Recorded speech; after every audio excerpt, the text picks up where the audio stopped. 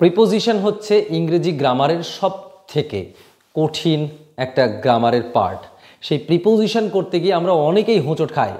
চলো বন্ধুরা, আজকে দেরি না করে এমন 3টে প্রিপোজিশন শিখব যাদের অর্থ অনেকটাই এক, অথচ ইউসেজ ডিফারেন্ট। ওয়েলকাম টু দাদার ক্লাস ঘর।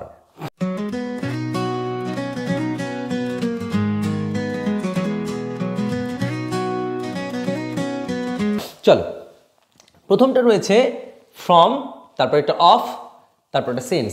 মাথায় রাখবো তিনটের মানেই কিন্তু থেকে, তিনটের মানেই কিন্তু থেকে। অর্থাৎ আমরা যদি ফ্রমকে ইউজ করি, সেই ফ্রম থেকে বোঝাবে, অফ থেকে বোঝাবে এবং সিন্স এটাকে থেকে বোঝাবে। সবার আগে বলা উচিত যে প্রিপোজিশনের ইউসেজ, প্রিপোজিশন সবসময় কিন্তু নাউনের আগে বসে, নাউনের আগে বসে, এইটা কিন্তু আমাদের আগে মাথায় রাখতে হবে। সো প্লেস, আমরা যখন বলি কোনো জায়গা থেকে, কলকাতা থেকে, কৃষ্ণনগর থেকে, যখন থেকে বোঝাবে কোনো একটা জায়গা থেকে, তখন কিন্তু আমরা ফ্রম ইউজ করব। যেমন আমরা বললাম he is coming from Kolkata. Okay, so এইখানে দেখো ফ্রম এবং কলকাতা একটা নাউন তার আগে বসেছে, তাহলে থেকে অর্থে ব্যবহার করলাম, কিন্তু সেটা প্লেস অর্থাৎ কোনো একটা জায়গা থেকে বোঝাচ্ছে। নেক্সট যে পয়েন্টটা রয়েছে সেটা হচ্ছে পয়েন্ট অফ টাইম। একটা মজার বিষয় হচ্ছে এটাও পয়েন্ট অফ টাইম ইউজ হয়, এখানেও কিন্তু পয়েন্ট অফ টাইম, অর্থাৎ সিন্সও পয়েন্ট অফ টাইম এবং ফ্রমও সিন্স পয়েন্ট অফ টাইম। তো কখন আমরা সিন্স, কখন আমরা ফ্রম ইউজ করব সেটাও কিন্তু এই ভিডিওর লাস্টে জানতে পারবো, তাই জুড়ে থেকো আমার সাথে। সো পয়েন্ট অফ টাইম যখন একটা নির্দিষ্ট টাইম বোঝায়, যেমন আমি কাল থেকে এটা করব, যেমন আমি বললাম I shall do it from tomorrow.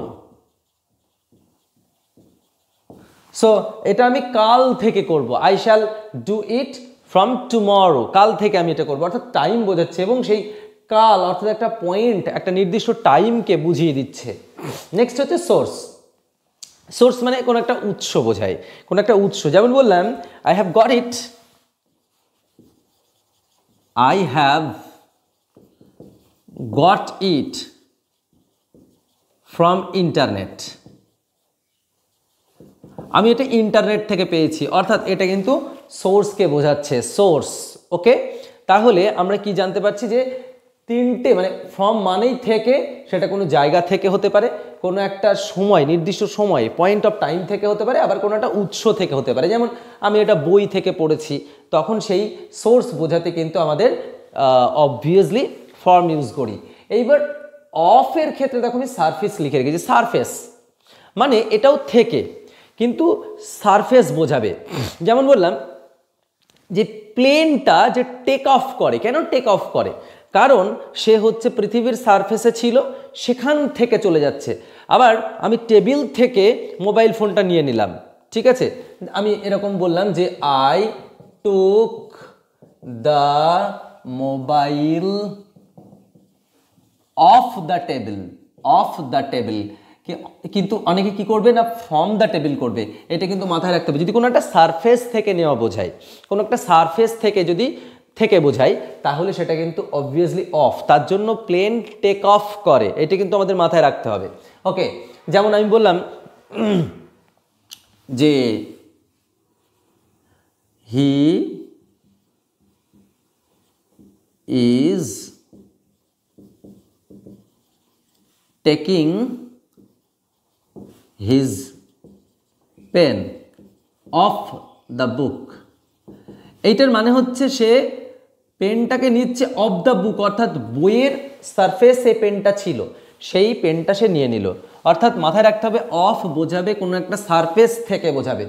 From আমরা অলরেডি লার্নড, ফ্রম হচ্ছে কোনো একটা জায়গা থেকে, কোনো একটা পয়েন্ট অফ টাইম থেকে, আর একটা কি বললাম না, অবভিয়াসলি কোনো একটা সোর্স থেকে। এইবার প্রশ্ন হচ্ছে সেন্স।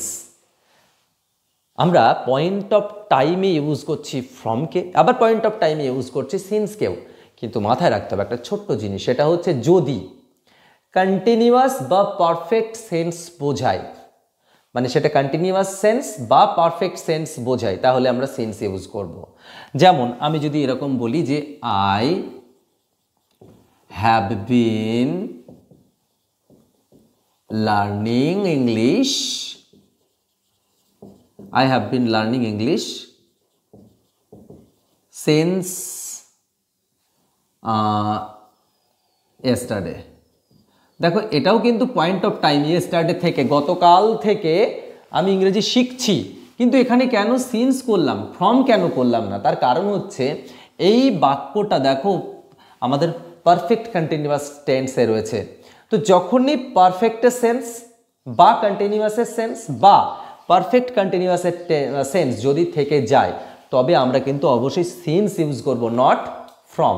এইখানে দেখো আমি এখানে লিখেছি যে আই শ্যাল ডু ফিউচারের সেন্স, দ্যাটস ওয়াই এখানে ফ্রম হয়েছে। আর এখানে যেহেতু পারফেক্ট কন্টিনিউয়াসের সেন্স, তার জন্য কিন্তু সিন্স হলো।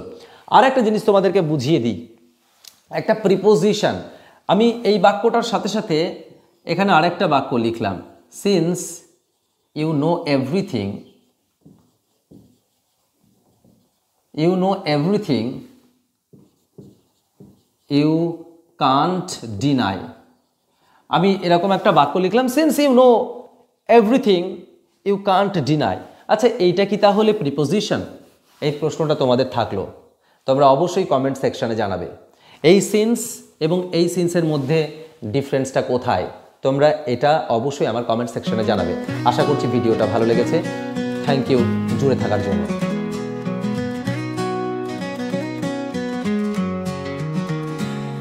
দাদা ক্লাস ঘর ভরা গল্পের ঝড়,